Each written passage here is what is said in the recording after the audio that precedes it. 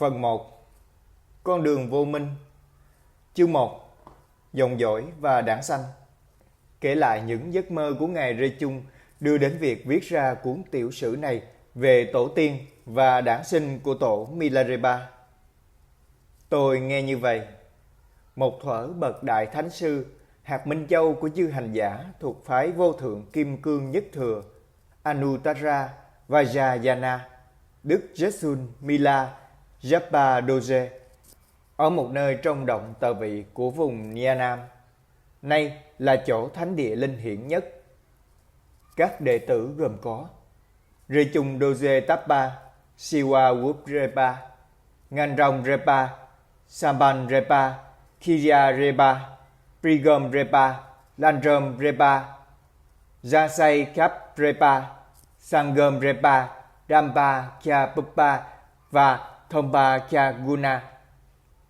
Đây là những vị thuộc hàng thượng thủ. Họ đều thâm nhập đại định và bản tâm thanh tịnh. Lại có Lesebum và Sendomo, các nữ tân tu cùng với đại chúng thuộc cả hai phái.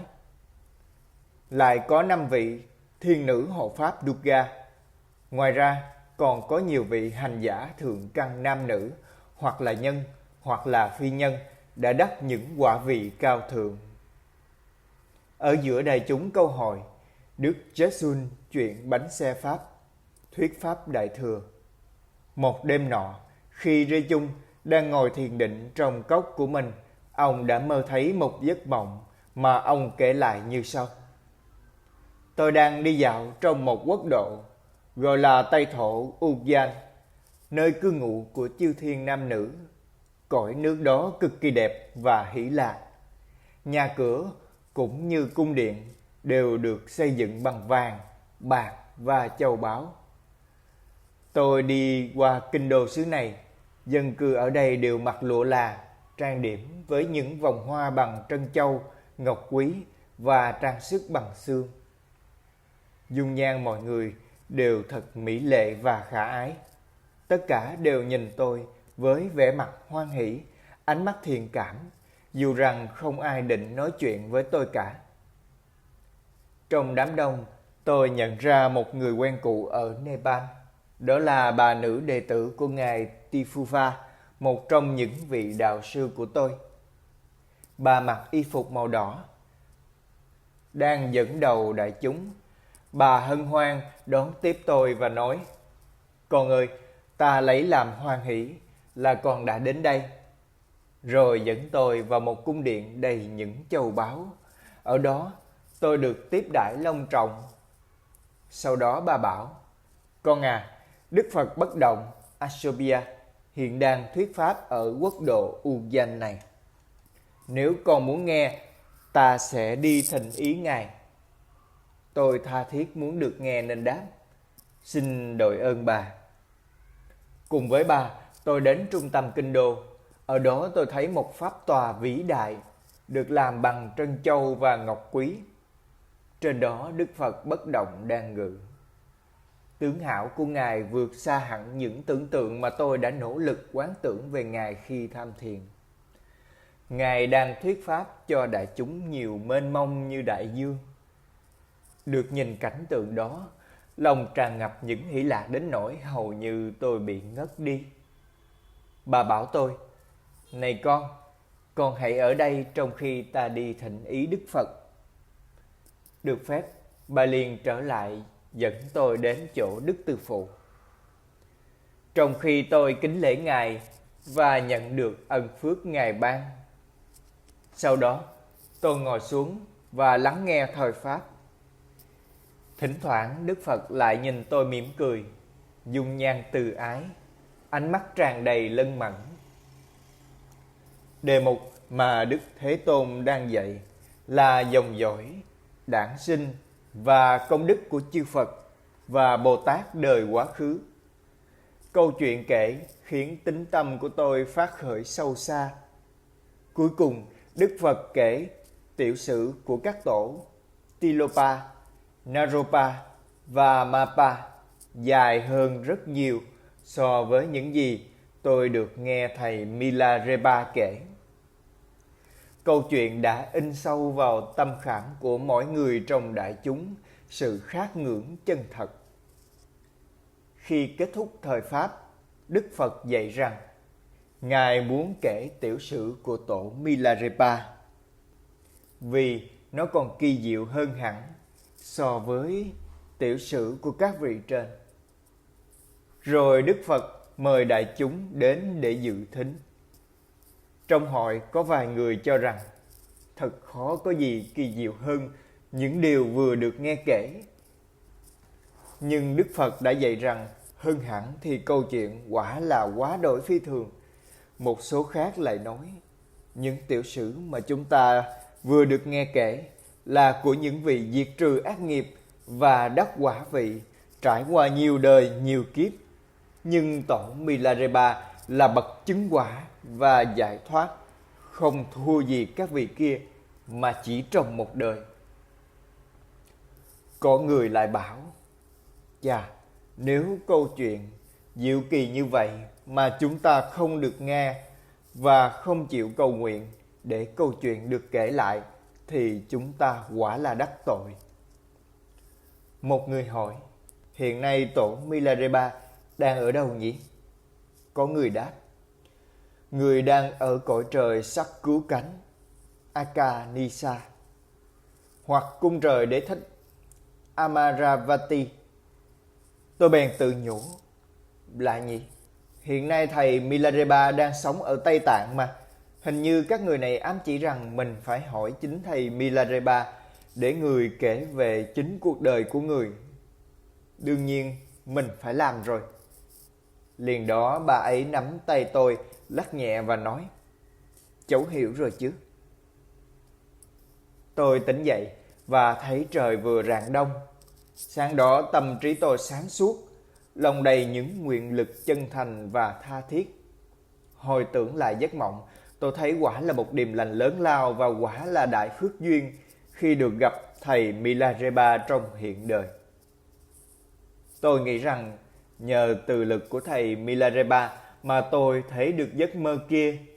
Tôi tự trách mình thiếu tín tâm và trí tuệ vì đã suy nghĩ không ra khi nghe nói rằng thầy Milarepa ở cõi trời sắc cứu cánh hay cung trời đế thích.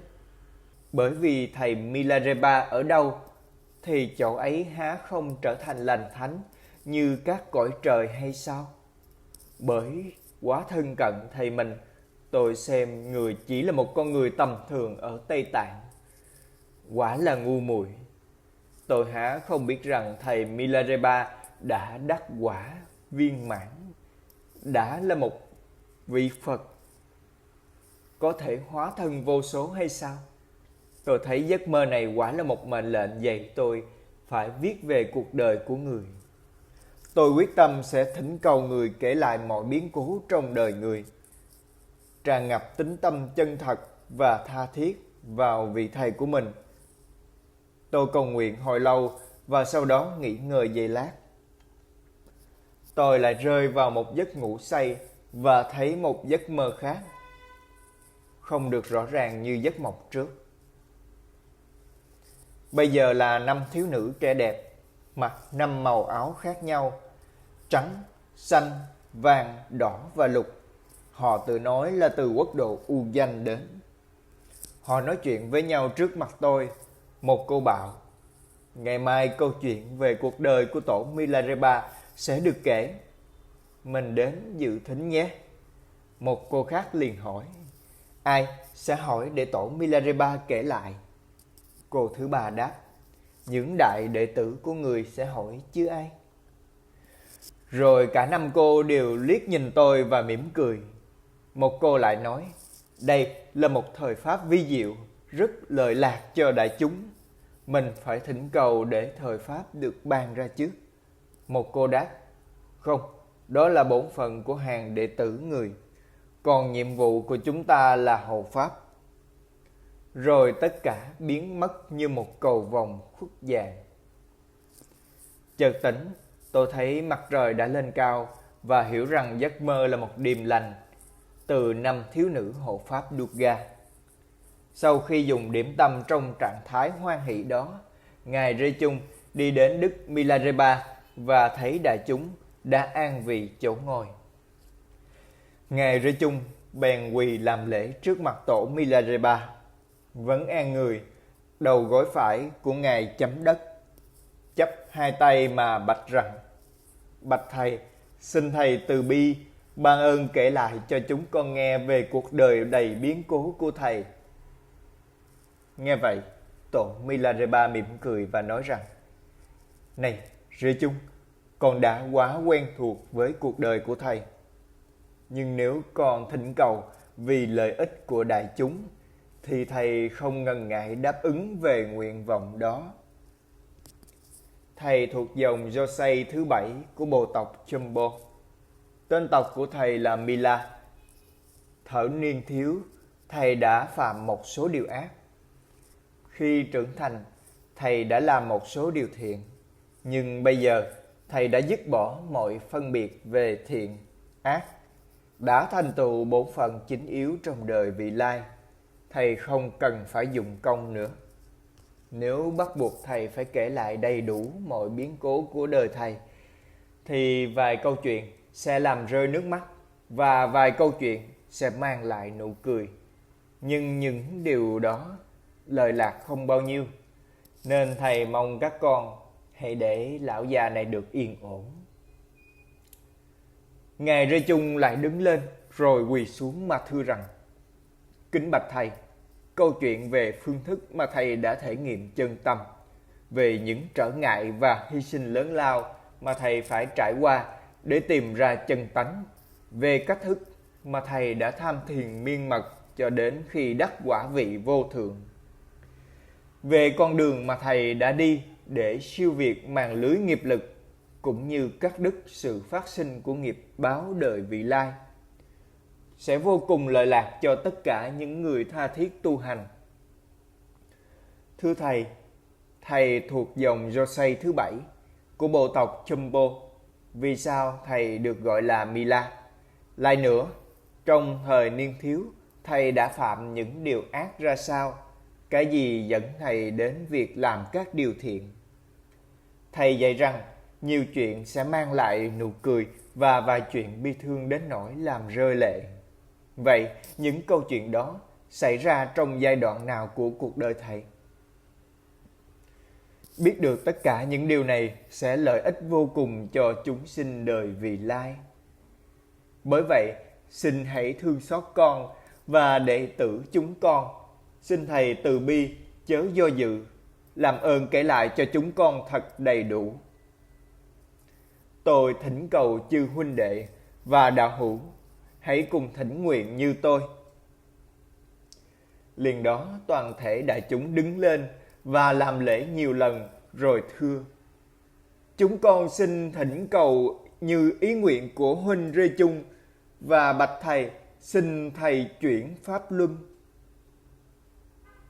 Bấy giờ tổ Milarepa dạy rằng: Lành thay, nếu các ông nguyện như vậy thì Thầy sẽ đáp ứng thỉnh cầu đó, vì không có gì cần phải che giấu trong cuộc đời của Thầy. Về dòng dõi của Thầy, Thầy có thể nói thêm rằng ở miền Bắc của xứ Uru có một bộ lạc du mục lớn chăn nuôi súc vật. Trong đó có một người thuộc bộ tộc Chompo trở thành một vị lạc ma của phái Ninma, cựu phái. Ông rất tinh thông huyền thuật, có thể sai khiến âm binh. Trên bước đường hành hương, ông đến huyện Chung Qua Chi của vùng Sang. Ở đấy tiếng tăm ông lừng lẫy nhờ khả năng phù thủy để chữa bệnh ma quỷ. Ông sống nhiều năm ở đó và được gọi là Chombo Josei. Trong vùng, hễ có ai bị bệnh ma quỷ nhập thì liền mời ông đến chữa. Nhưng có một gia đình không tin tưởng ông. Một lần nọ, gia đình đó bị một con quỷ dữ quấy phá. Con quỷ không dám lại gần Chombo Josei, nhưng không nể sợ ai khác.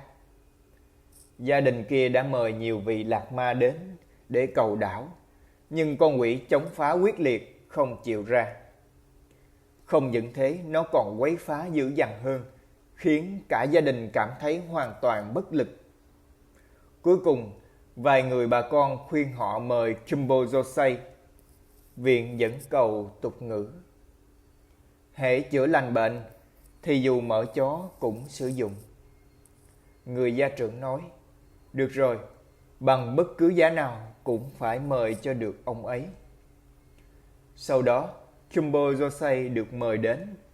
Ông đến gần con quỷ và nghiêm khắc mắng 3 lần rằng: ta là Jumbo Josei đến đây để ăn thịt và uống máu tất cả bọn quỷ các người. Đứng lại, đứng lại. Đồng thời xông tới, con quỷ quá kinh hãi, nó la lớn: cha mẹ ơi! Ôi người! Ôi người! Abba! Ama! Mila! Mila! Khi ông đến gần, nó van xin: ôi người! Tôi không bao giờ đến chỗ có người hiện diện. Xin tha mạng cho tôi. Ông bèn bắt con quỷ thề rằng trong tương lai sẽ không quấy nhiễu ai nữa, rồi tha cho nó ra đi. Liền đó con quỷ liền đến một gia đình thường thờ cúng nó và kêu lên: ôi người! Ôi người! Ta chưa bao giờ thống khổ như lần này. Khi họ hỏi nó ai đã làm nó khổ sở, thì nó cho biết đó là Jumbo Josei.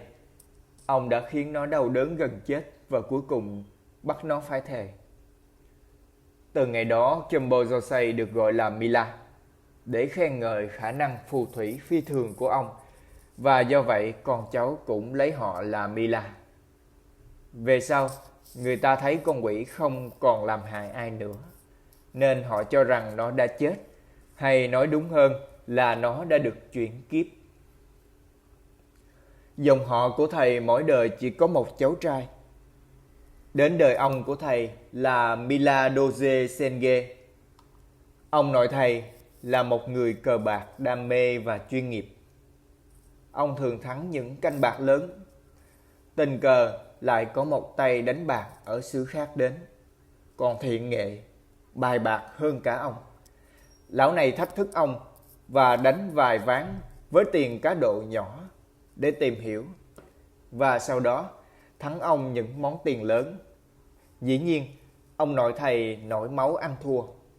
Tay đổ bát chuyên nghiệp kia đã tìm cách dụ dỗ ông, cho đến khi tiền đánh cuộc là toàn thể tài sản của mỗi đối thủ, bao gồm nhà cửa, tiền bạc và đồ đạc. Hai bên cùng ký giấy giao kèo là người thua không được quỵt hay khất nợ. Như các con cũng có thể đoán trước là ông nội thầy thua cuộc, và thế là ông cố phải ra đi với hai bàn tay trắng về tỉnh Gutan và định cư ở vùng Changsha. Ông cố thầy thường nghiên cứu kinh điển. Ông hay cử hành những nghi thức cầu đảo để ngăn ngừa mưa đá, cũng như luyện bùa cầu an cho trẻ con đeo. Người ta gọi ông là vị lạc ma nghi thức. Trong khi đó, ông nội thầy chuyển sang nghề đi buôn. Mùa đông, ông mua len ở miền Nam, và mùa hè, ông đi lên những cánh đồng chăn nuôi ở miền Bắc. Ngoài ra, ông cũng đi buôn nhờ những chuyến ngắn ngày giữa hai tỉnh Manjut và Guntan. Nhờ vậy, hai cha con ông tích lũy được khá nhiều của cải. Vào thời gian này, ông nội thầy lấy vợ, và không bao lâu, cha thầy ra đời với cái tên là Mila Serap Gassen. Khi cha thầy còn niên thiếu thì ông cố thầy qua đời. Tang lễ được cử hành trọng thể. Ông nội thầy vẫn theo nghề buôn bán và càng giàu hơn trước. Ông mua được đám ruộng hình tam giác gần Changsha của một người tên là Woma, và gọi nó là tam giác Woma. Kế đám ruộng này có một nền nhà cũ. Ông mua luôn và xây một ngôi nhà lớn lên đó. Năm 20 tuổi, cha thầy cưới vợ. Mẹ thầy thuộc gia đình khá giả gốc Hoàng phái, tên là Bạch Hoa Quang. Bà là một thiếu nữ khả ái, thông minh, khỏe mạnh, cư xử khôn khéo. Ngoài ngôi nhà ở trên, ông nội thầy lại xây một ngôi nhà thật lớn, cao 3 tầng, tọa lạc trên 4 cây trụ và 8 cây cột. Đây là một trong những ngôi nhà đẹp nhất vùng Changsha và được gọi là dinh cơ tứ bát. Thời gian này, những người bà con của ông nội thầy ở Trung Hoa Chi nghe đồn cha con ông đang sống giàu có ở xa, nên một người cháu trai tên là Dung Dung Yasen và một người cháu gái tên là Khung Dung Sa Paden tìm đến. Ông nội thầy vốn là người thương yêu bà con nên đã vui vẻ đón tiếp, dạy cho họ nghề buôn và chẳng bao lâu họ cũng trở nên giàu có. Ông nội thầy qua đời và cha thầy kế nghiệp ông. Thầy ra đời khi cha thầy đang trên đường đi buôn ở phía bắc rặng núi Tashi. Đó là ngày 25 tháng 8 năm Nhâm Thìn, dương lịch 1052. Mẹ thầy liền cho người đem thư báo cho cha thầy với nội dung như sau: công việc của mùa thu sắp đến rồi và em vừa hạ sinh một bé trai. Anh hãy về gấp để đặt tên và làm lễ cho con nhé.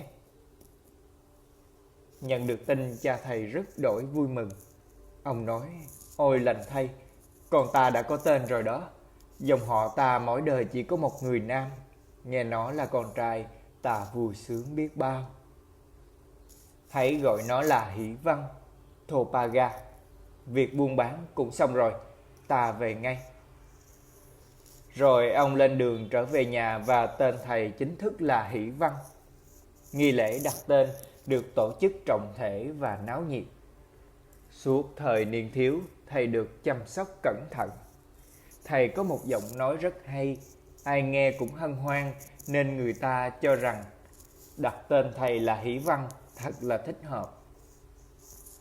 Khi thầy lên 4 tuổi, mẹ thầy sinh em gái thầy và đặt tên là Thùy Hộ, Gonma Khiit, tên cúng cơm là Peta.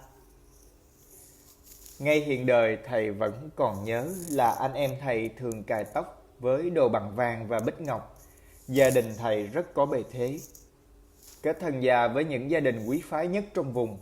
Những nhà nghèo thường phải nhờ vả gia đình thầy đến nỗi gia đình thầy xem họ như là tài sản của mình.